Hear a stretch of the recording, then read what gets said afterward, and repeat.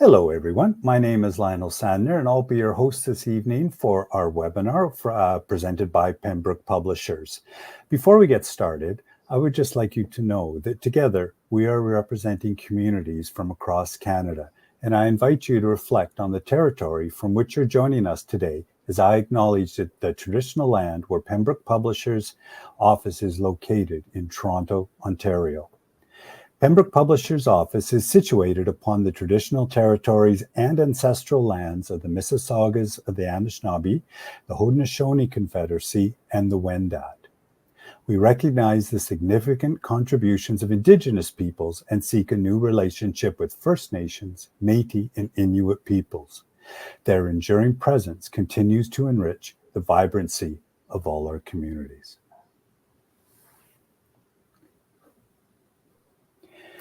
And now it's my pleasure to introduce our two authors and presenters for this webinar called the New Literacy Block.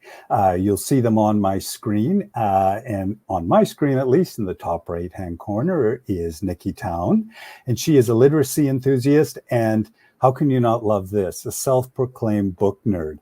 I think, Nikki, that might be the first author that's come out publicly and admitted that, and I think you're among friends for sure. So I love that description. Her love for literacy has motivated her to get creative in her own teaching practice and push the boundaries of language instruction across the curriculum. A teacher, leader, and consultant for more than 15 years, Nikki is committed to comprehensive structured literacy program that has inspired her students to grow in their language and learning. And if you get a chance after this session to check out their book, I think you'll see her words captures that enthusiasm throughout their whole book. Nikki lives in the York region of Ontario with her family. And joining her is her co-author, Lisa Donohue, who's an author of 7 books on various aspects of literacy instruction. Lisa is passionate about creative solutions and innovative approaches to teaching and learning.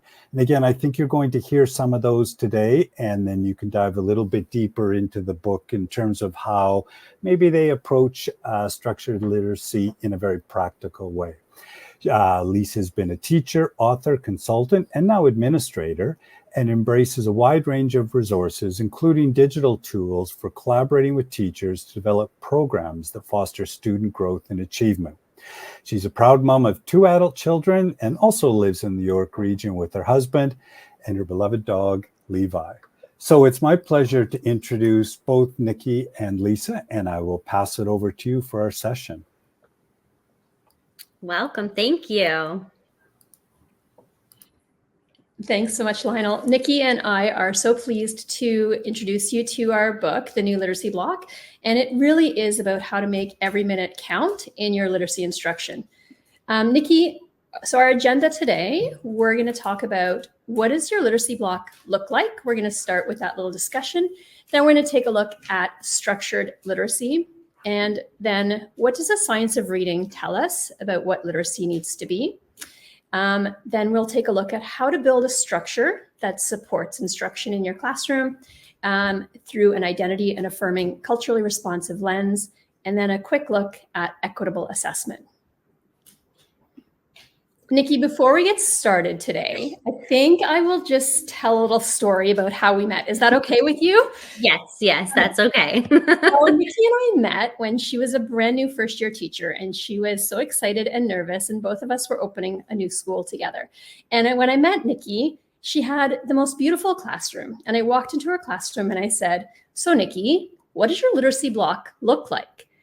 And full of excitement, Nikki proceeded to tell me she was going to have a blue bulletin board over here. And then over here, she was going to cricket a new sign. And then her classroom library would be over there. And she was going to put a carpet in this area. And I paused and I said, "No, Nikki, what is your literacy block?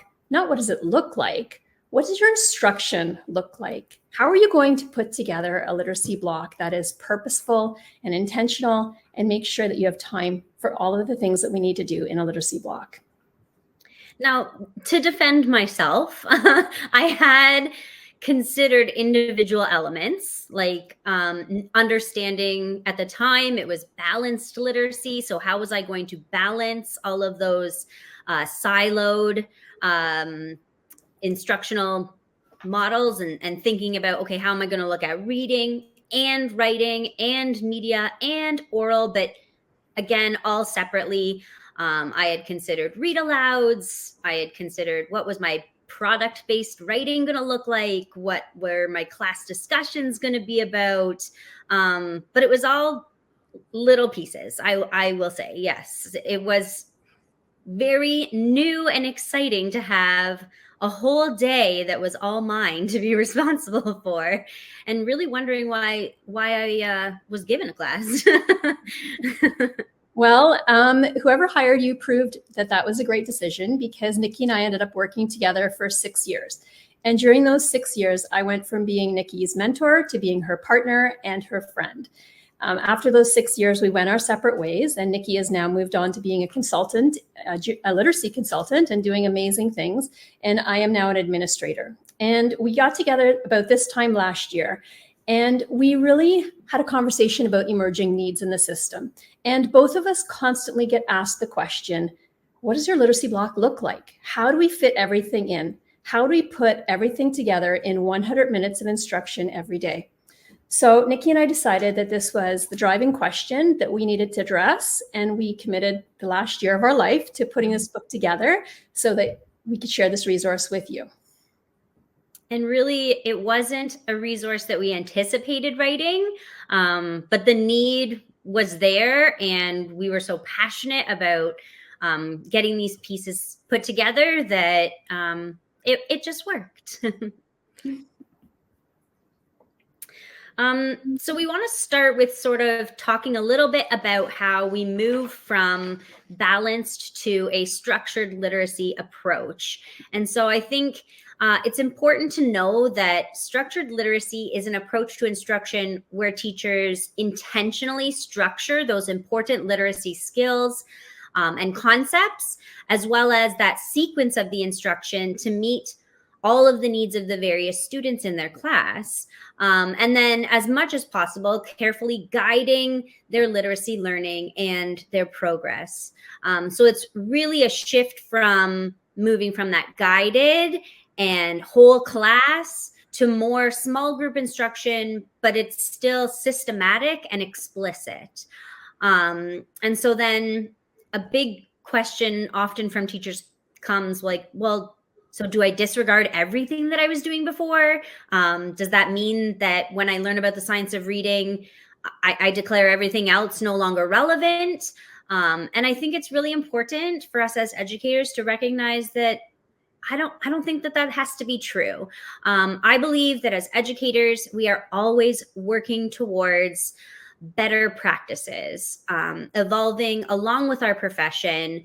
We know the only thing that is constant in education is change. And so how are we continually updating and shifting our instruction and assessment to align with what the neuroscience is telling us? And at this point, the science is telling us that reading comprehension is not a skill, as we've often taught it over and over in the last several decades.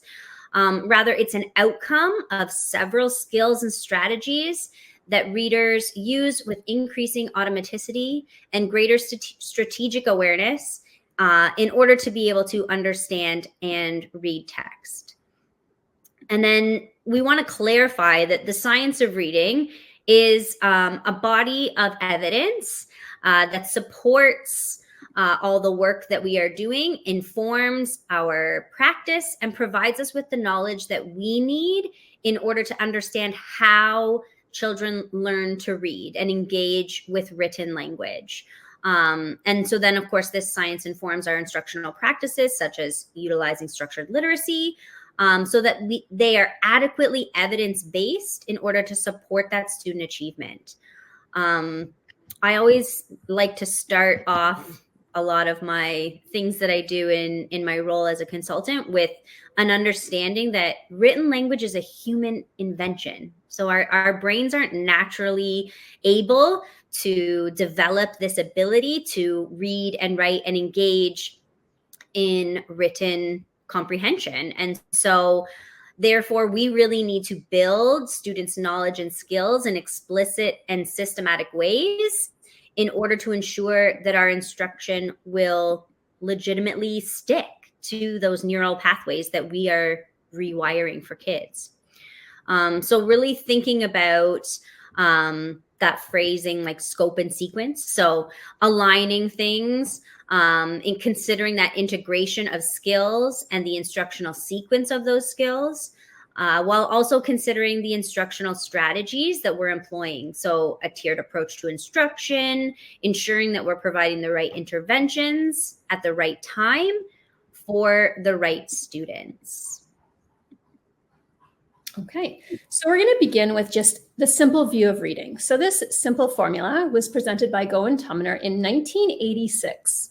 And it's that reading comprehension, as Nikki said, is the sum of two things. So decoding, that ability to lift words off the page, and language or linguistic comprehension.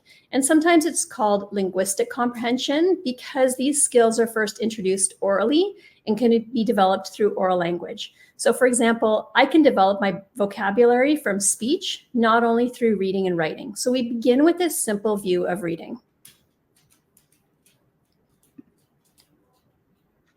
And then we expand on that in terms of understanding what are some more of those specific skills that students are employing when we are considering those language comprehension strategies and skills, as well as those word recognition skills. And so Dr. Hollis Scarborough, a lot of people often think that the simple view of reading and Scarborough's reading rope are two separate things, but really Dr. Hollis Scarborough came out with the reading rope, first published in 2001, where she was explaining the simple view of reading, but with a little bit more depth and breadth. So this rope better indicates the interconnectedness between the various skills needed for that outcome of reading comprehension. So we have the language comprehension and we have the word recognition skills or the decoding. And when we have both of those things multiplied by one another or woven together as the rope shows, we are able to think about how our students are becoming skilled readers. And so there we also wanted to just demonstrate on this slide how those different strands come out in terms of the different skills that we might be identifying. We see the word recognition side of the rope has phonological awareness as well as decoding and sight recognition. So that might also be thought of as like fluency when we're thinking about how these skills for students are becoming increasingly automatic. So that cognitive load of peeling the word off the page can move further back in the brain so that we can really become increasingly strategic in how we are applying those other parts of our linguistic or language comprehension. So the background knowledge, vocabulary knowledge, language structures, verbal reasoning, and literacy knowledge. So language structures being like syntax and grammar, and then thinking about literacy knowledge being things such as like print concepts or genres. And I know, thinking back to my own instruction and long-range plans for years were centered around reading strategies. And so this rope also helps us to broaden our perspective and our understanding of those different skill sets that students need to develop and become increasingly strategic about. And it really moves us beyond making connections, predicting, determining important ideas. All of those are still vital to a student's understanding of a text, along with verbal language structures, along with vocabulary knowledge, and along with background knowledge, which is often overlooked. So in terms of these elements that we see in terms of structured literacy, we wanted to start with thinking about those foundations of language. So again, from the rope, we see that as being things like orthographic mapping, phonology, morphology, and those language structures like syntax and semantics. And then we add in the layer of instructional strategies. So how am I ensuring that to be aligned with the science, my instruction is systematic and explicit, as well as applying a tiered approach to instruction. So recognizing that there are whole class opportunities for instruction, as well as opportunities for small group instruction and intervention. And then layering on even further to think about how we're integrating those expressive and receptive language skills together. So I know we've said the science of reading as if we're just thinking about one small part of language instruction, but really it's thinking about that interconnectedness and the science of reading, but the science really backs up how those skills are woven together and really interconnected in the way that we need to not only teach them, but understand them when students are sharing their receptive and expressive language skills. So thinking about how, yes, we want kids to be able to read, but we can also be teaching to those receptive language skills through listening and through viewing lots of multimodal texts. And similarly, in terms of the expressive language skills, we can be building them through, yes, writing, very, very important, but also through creating and speaking and really building these skills with more depth and breadth across multi-modes.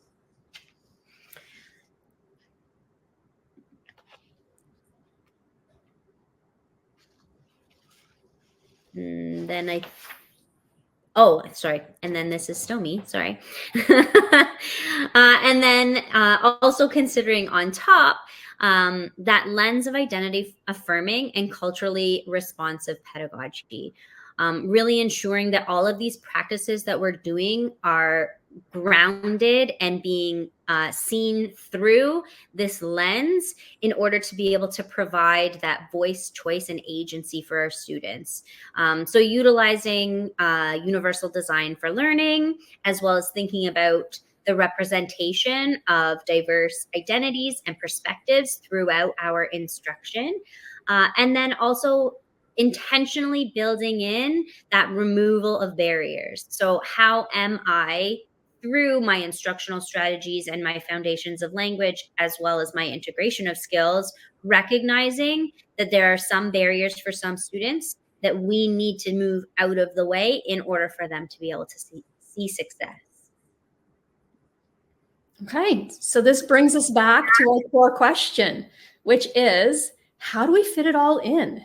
So we've talked a little bit about the elements of structured literacy as informed by science of reading, as well as the lens of culturally responsive and identity affirming pedagogy. But there is so much more to the literacy block.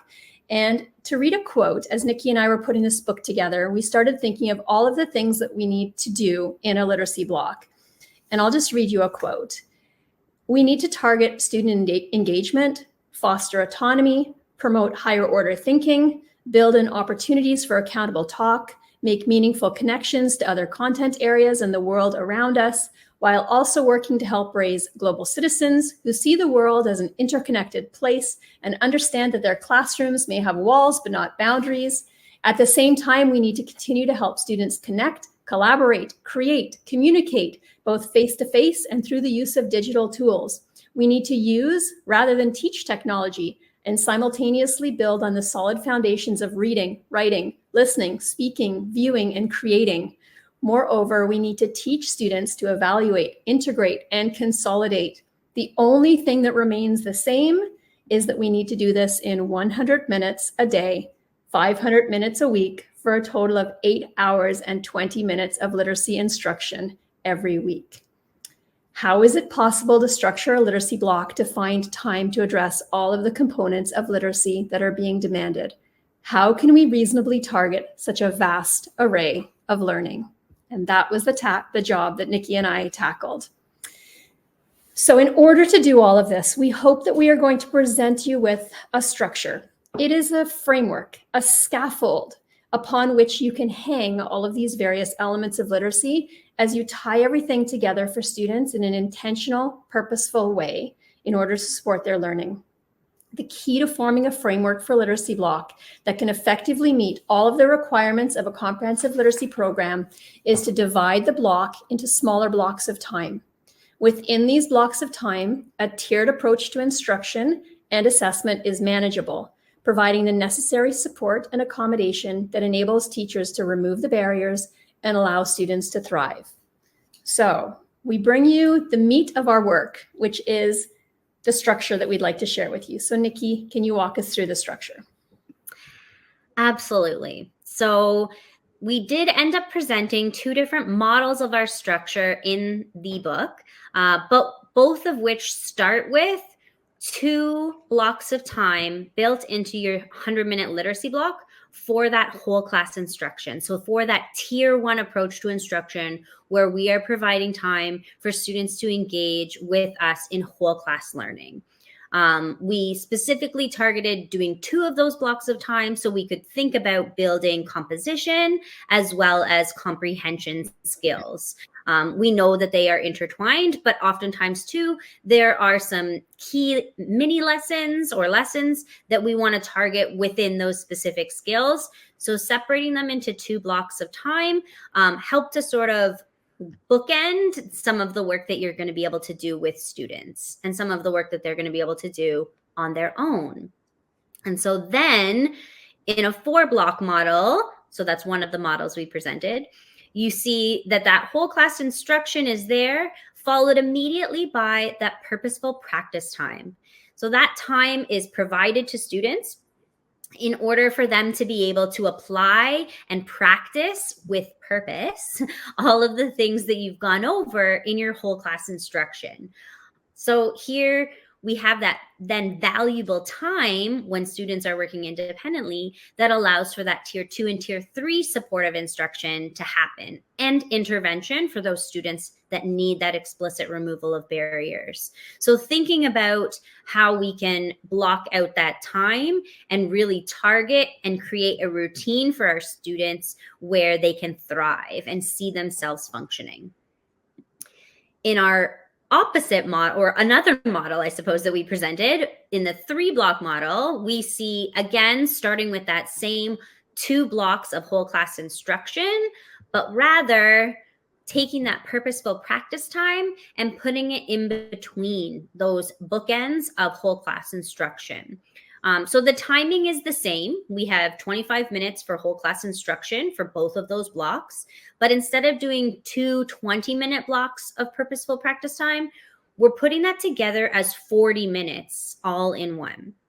Now, within that time, you might still choose to divide it into rotations or like a first then in terms of what your students are working on. And we outline that in the book as well. But I know for myself personally in my classroom, I really appreciated the 3-block model because we all know the end of the 100-minute block can sometimes be the most challenging, recognizing that it's often either just before lunch or just before we're about to go home. And so how are we ensuring that we are maximizing and making every minute count? Well, I found it most approachable through doing whole class instruction at the end of the block, because then we were engaged all together, working on things collaboratively as a whole class. And it yielded better results in terms of keeping students engaged and really maximizing those 100 minutes. I see in the chat that someone has also mentioned that their literacy block is only 60 minutes. So this can be modified and adapted to still fit in that kind of model as well. Obviously, your minutes would be shortened in terms of what you're doing. Like you wouldn't have maybe 25 minutes for whole class instruction. You might shorten that to 20 minutes and then 30 minutes and then a final of 10 in order to fit into that 60-minute structure. Or another option might be to go back to the 4-block model and split it over 2 days and be alternating with that first chunk of time and then that second chunk of time. Because in our slide deck, you'll see the next add-on was for a 100-minute block, that last 10 minutes was accounted for in bell work. So thinking about how as students are coming into the class, We also call them transition activities. So thinking about as they're transitioning back into that classroom environment, whether it be from coming in the morning after hopefully eating breakfast, or whether it's coming in after recess or after lunch, and getting back on track to be able to engage in the learning effectively in our classrooms. So this is what that bell work looks like as an addition to the 3-block model. And then here we see it again in that addition in the 4-block model. And so really structuring that time, having that framework so that you can build those routines that students can thrive within and feel comfortable and confident in is going to really help to enable you to truly engage students and maximize your instructional time. So you have time for that whole class instruction and that small group instruction, and where you're able to provide those targeted interventions. And then often what comes next is thinking about, well, what about my groupings? How will I know where students need to be and what they need to do during these times? And so throughout the book, we do model how you're going to layer and build in that structure and that foundation for your students.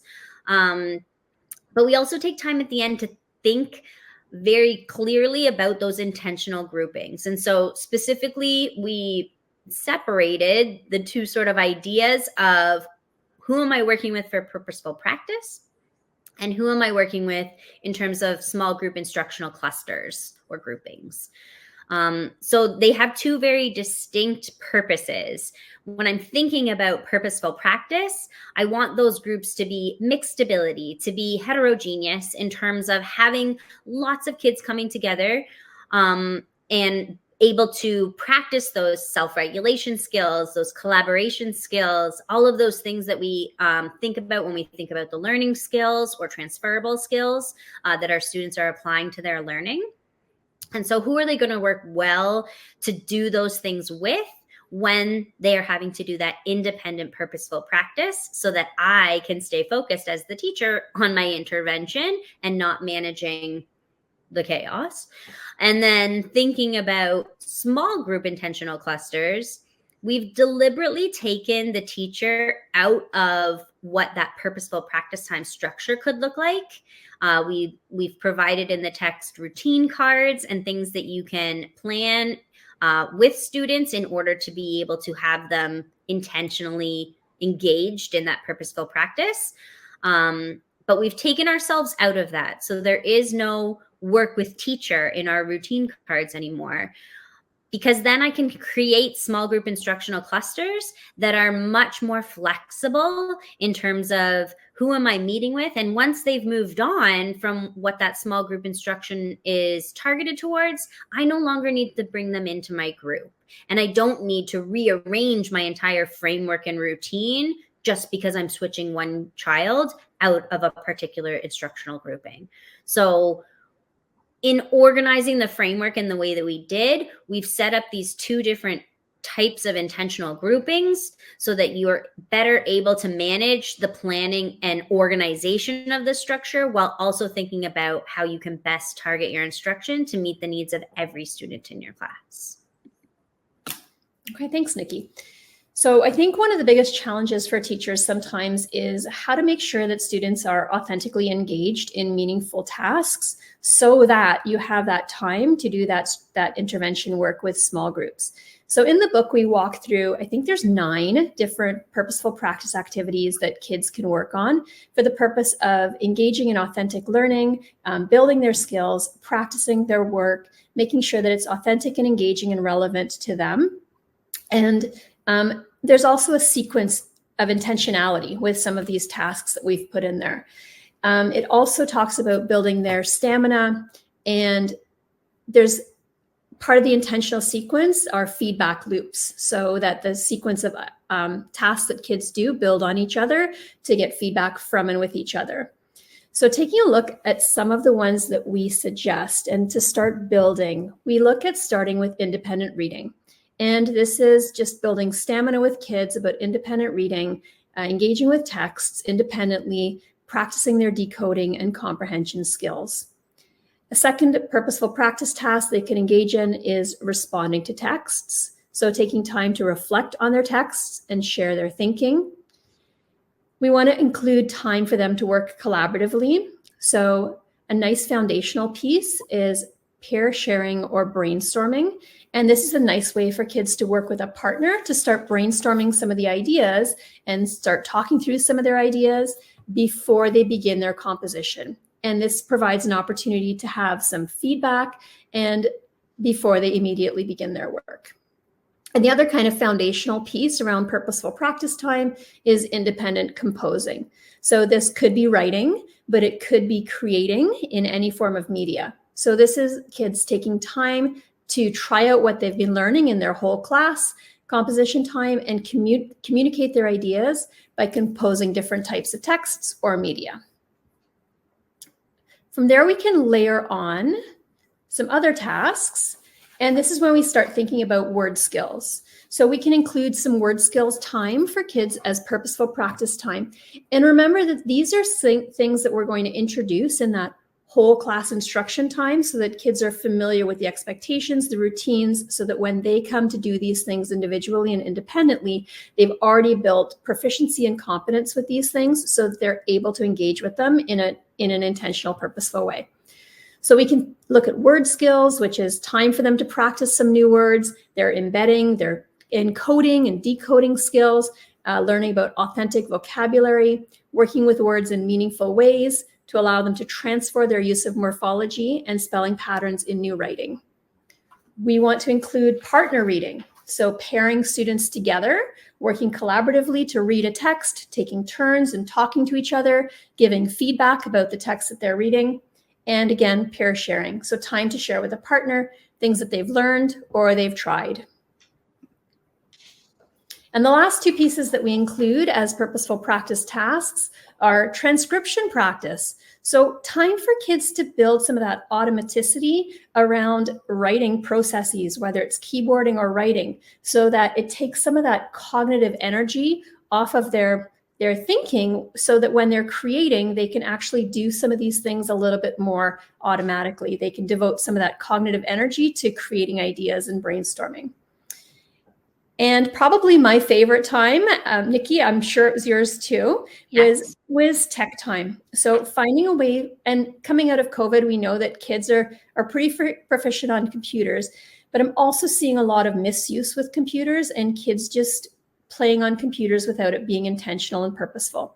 So tech time is a really great way to start building in intentionality with what kids are using devices for. It could be some examples, viewing a video, reading a website, creating works of media, virtual field trips, publishing writing tasks. And my favorite was integrating content matter from other subject areas. So we used to do a lot of inquiry during this time where kids would be looking at posing questions, doing research, gathering information, organizing those ideas, drawing conclusions and communicating their findings. And this is a great time for kids to be learning about other content areas or pursuing their own passions and interests.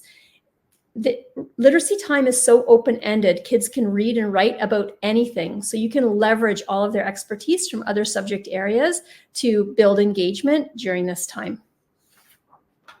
And what a great way to tie in the reading rope in terms of thinking about background knowledge and the important part that it plays in terms of how students are able to apply those language comprehension skills. If I don't know about what I'm reading and writing about, then I'm going to really struggle with those other strands in terms of being able to really think about and come up with comprehension and understanding of the topic.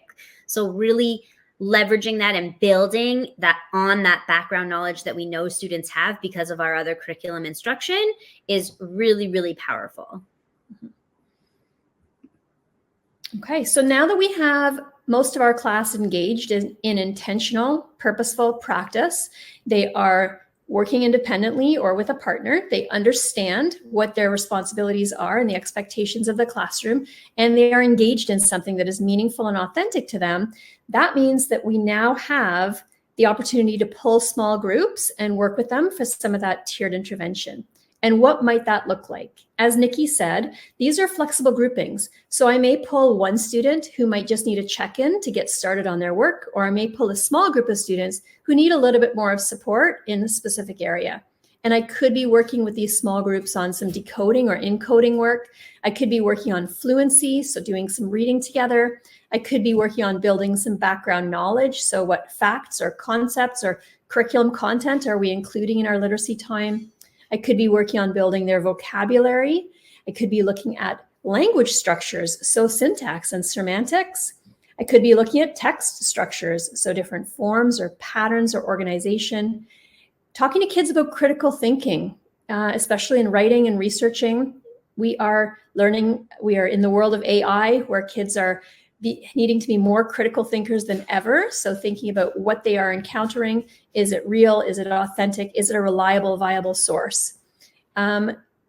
These mini lessons could be about writing craft, word choice, some feedback with kids about what they're writing, some writing conferences, looking at just literary devices, or some of those structural things, handwriting, keyboarding skills, perhaps we working on letter formation with kids, or even how they're gripping the pencil to help them be more effective with their writing. So we have all of these opportunities to pull small groups, and it could be a 5-minute session with kids. It could be 10, 15 minutes, depending on how long you need.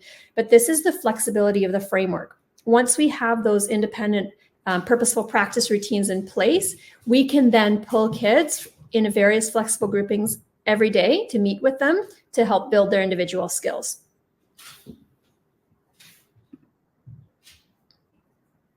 Okay, so now that we're thinking about this, the other really important lens is keeping a culturally responsive and identity affirming lens. So how do we make sure that we are being responsive to the individual learners we have in our class? Thinking about choice and voice. So we want to make sure that we are thinking about engagement, that kids are engaged with things that is relevant and purposeful to them, how they're engaging with materials. Are they thinking about choice in what they learn, how they learn, how they share their thinking, how they're expressing their ideas. We want to foster joy and passion through their personal interests. We want to think about identity affirming texts. So how are we choosing texts for our students to engage with? A big part of this is representation. Who is being represented in these texts and how are they being represented? We want to make sure that there is a diversity in how people are being represented, but then they're being represented in ways that affirms cultural competence and elevates identities.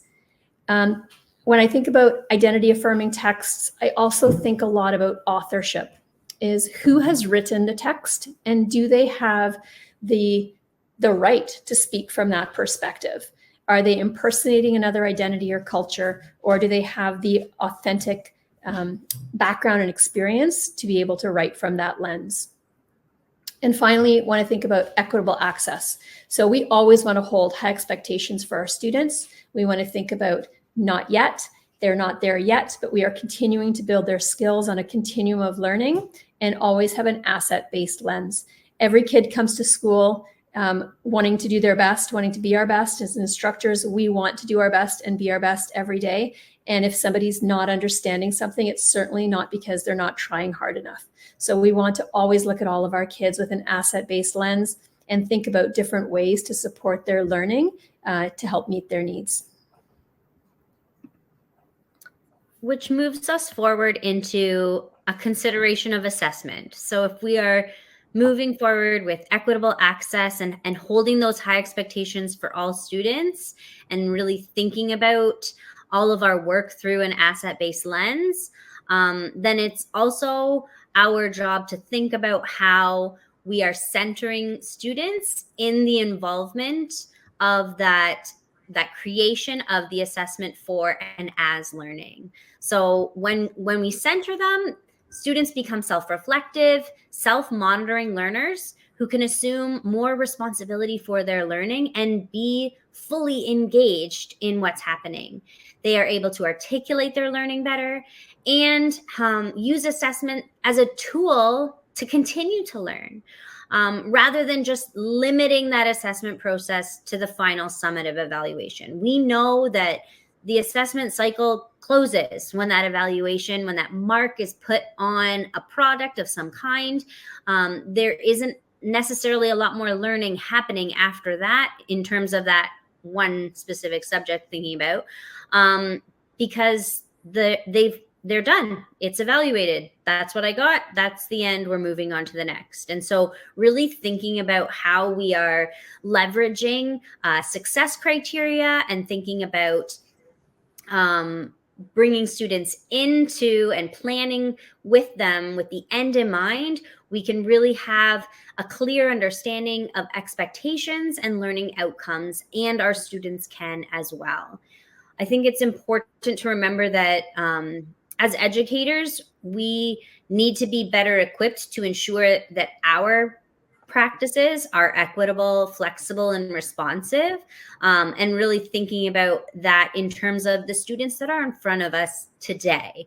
Because oftentimes what worked one year and what felt really, responsive one year will not happen again, with another group of students. And so really thinking about how our assessment practices, shouldn't be gotcha moments for our students. We're not looking to catch them in the act of understanding. It's more thinking about how is this driving our instruction? How are we refining our instruction in order to be able to really think about that quote that we have there from the Ontario Ministry of Education.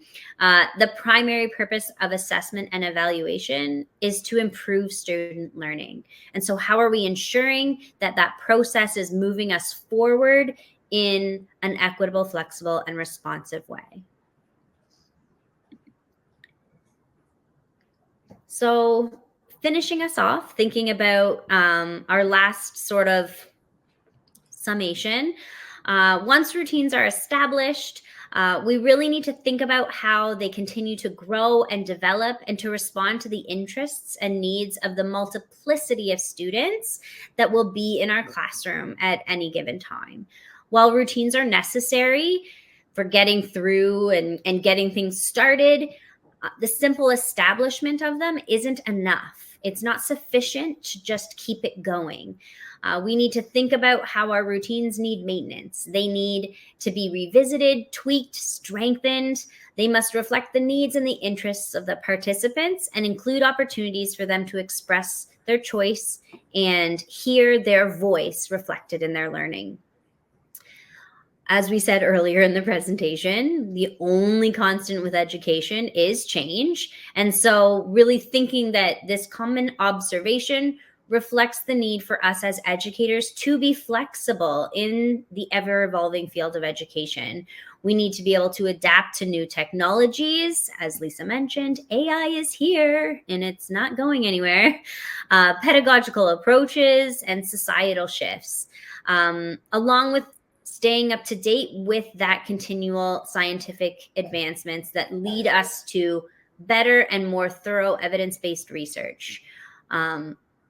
It was our intention with this book that it is an introduction to the possibilities for your literacy block, not a finishing, tie it all with a nice, neat bow.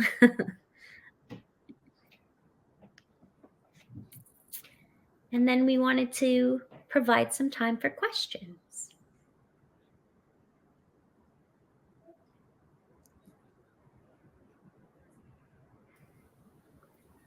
That was great. Thank you very much. There's a lot you covered in that book. And I wouldn't mind while we're sort of waiting to see if folks come up with some questions, maybe go a little bit deeper into a couple, kind of maybe some of the themes that you sort of had to wrestle with before you get to the final product, because that's always the challenge. And, as you were reading, Lisa, that long quote after, where do we fit it all in? I felt like, well, we just needed to add on to the end of it and walk on water, because it's such a challenging task. And I'm not sure the public understand, everyone on what everyone does on this call or on this webinar to make that happen. And you seem to capture that and put it into with some choice, so some different ways of approaching that. And I really like the intentional, purposeful practice and the boxes. And I'd like to look at that a little bit more too. But as you were putting this together and trying to figure that out, because I think everyone here could say, yeah, I could fit into there. Oh, I see, I already do that. Or I see this piece. Where in that structure did you go, yeah, that's an important piece, or yeah, we really need to get there? Like I sense that the bell time that you put in there, because I was counting up the numbers, right? Go, wait a minute, it doesn't add up to 100. And I'm going, what's going on there?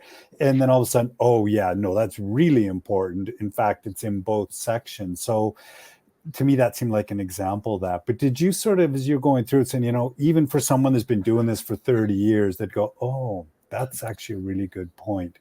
Did you come across any of those? Well, for me, Lionel, Nikki, if it is okay if I jump in first. Please, yeah. I think for me, the biggest aha moment was when I was a classroom teacher, looking at the two pieces of instruction, right? How do I make sure that my kids are intentionally engaged in learning so that I can pull small groups of kids?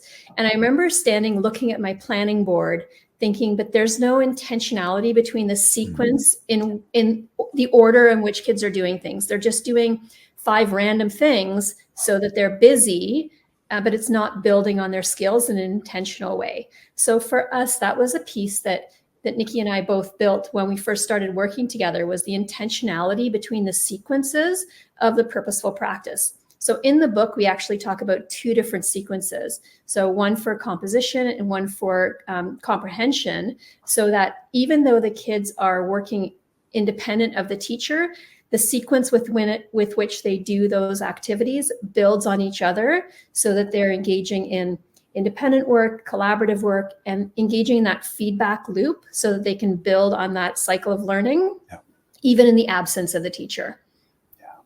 Yeah. And really considering how we are best applying the gradual release of responsibility, right? So I do, we do, and then you do. Then you get that purposeful practice time that is independent. So building that into the transition of that those purposeful practice activities, and then also thinking about when we talked about those 2 different kinds of groupings. So how am I intentionally grouping students within that purposeful practice time so that they are supportive of one another? What are the things, the routines that I need to build in my classroom in order to allow that time to be most successful?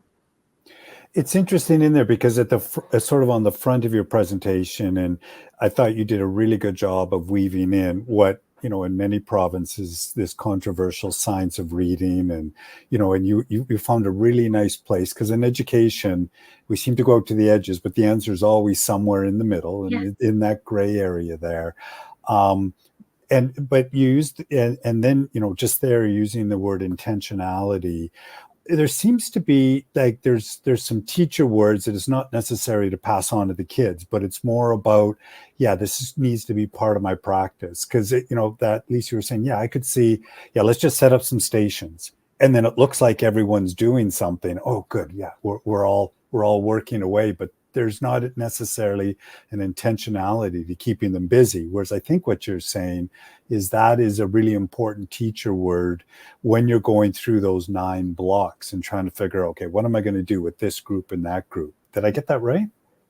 Yes, absolutely. So it's thinking about, not only do I want the students to be engaged and busy so that I can target my instruction for those students that need those tier 2 and tier 3 supports, because we know that as the homeroom, like classroom teacher, you are the front line and you are providing those supports. There isn't someone else coming in to rescue that student, to provide them with that important intervention that needs to happen in order for them to build foundational literacy skills. And so in order to be able to do that, I need the rest of the class to be busy so that they're not bugging me while I'm doing that instruction, or bugging the students who are in that instruction.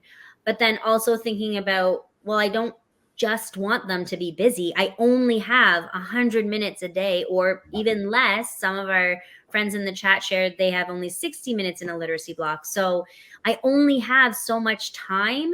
So I don't want them to just be busy. I need them to be engaged and excited about doing the work that's also building their skills, so that that feedback cycle is happening and those students are growing in their skills, no matter what their starting point is. Yeah. Nikki, can I also say that our kids are so savvy that they can tell when it's just busy work, and then that's when we see behavior escalating. So we need to make sure that it's not just busy work, because they're on to us, right? They're smarter than that, and they know that whether it's authentic and relevant and valuable work, or if it's just busy work. And if it's just busy work, that's when we're going to see them disengaging. Yeah.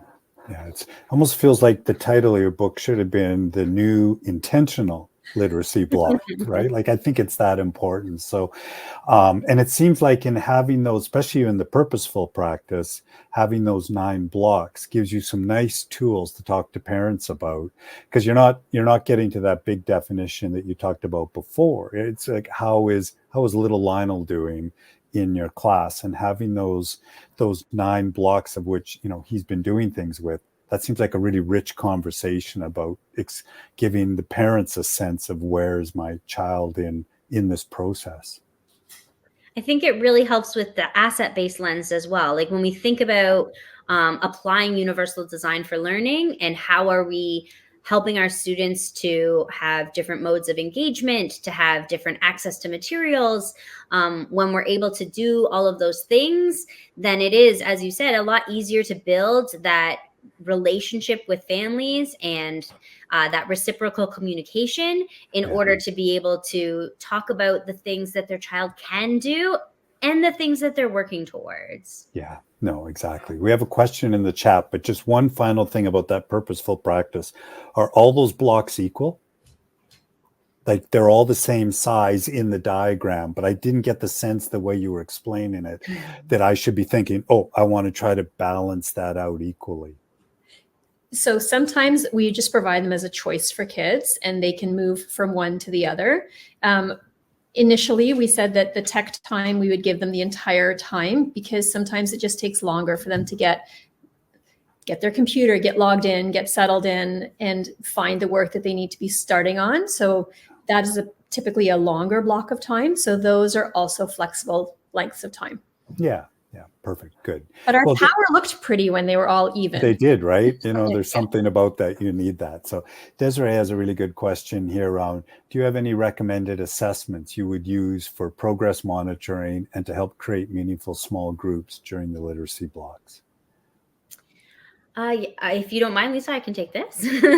At least start us off. In terms of progress monitoring, so first, I would start with an assessment, a screener with my class, in order to be able to identify, compared to grade level benchmarks, where students are at, and who do I need to sort of flag, in a sense, to look at that intentional intervention if they're not meeting grade level expectations. And so the ministry mandates a screener for K-2 in Ontario, but in subsequent grades, we've also suggested, I know in our school board, that we're engaging in an oral reading fluency with every student in the class. So they read with us for a minute in order to gauge really quickly, sort of get that temperature check of, do they have a fever or are they fine?